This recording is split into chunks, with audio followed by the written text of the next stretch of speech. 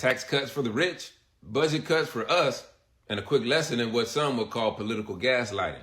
Let's kick this thing off with the brochure that's been given to the public for over 100 years.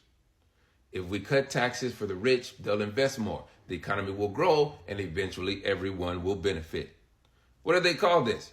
Trickle-down economics. Quick rewind. See, back in the day, like in 1920s, presidents like Calvin Coolidge and Herbert Hoover, they handed out tax cuts to the wealthy like candy to kids. Rich folks loved it. And we know the government makes its money through taxes. So when the wealthy ain't paying their share because they get tax breaks, things start to get a little rough for the regular folks. The Great Depression happened.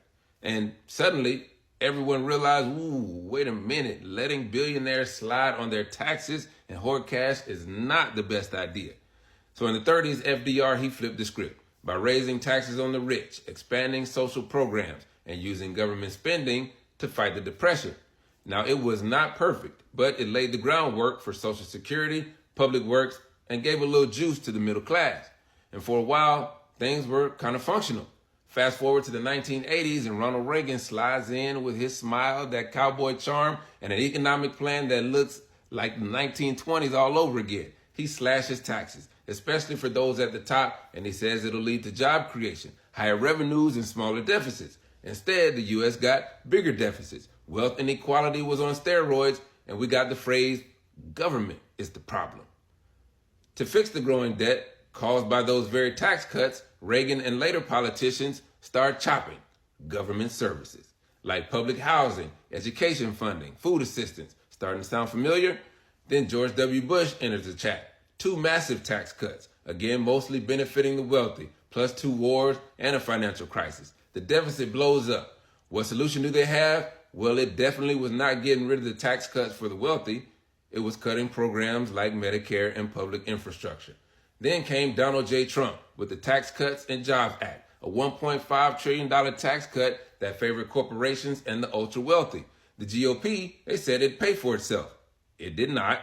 Within 2 years, the deficit exploded again. Republicans suddenly became very concerned about spending. We're spending too much on healthcare, student aid, and food programs. It's a move economists sometimes call starve the beast. You cut taxes, especially for the rich, watch the deficit grow, use the deficit you just created as the reason to cut programs for the poor and middle class. So why does this keep happening?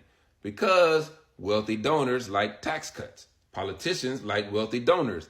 And cutting spending sounds responsible until you realize it mostly affects people who aren't writing campaign checks.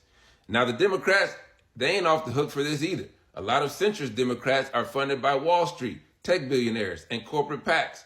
That makes them pump the brakes on pushing for higher tax rates, wealth taxes, corporate tax hikes, and social spending increases.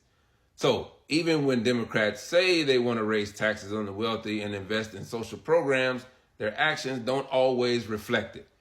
Now, this ain't all doom and gloom for us regular folks. Public opinion is shifting, with a lot of Americans across political lines being in favor of higher taxes on the wealthy and corporations, universal health care, and more funding for education and infrastructure.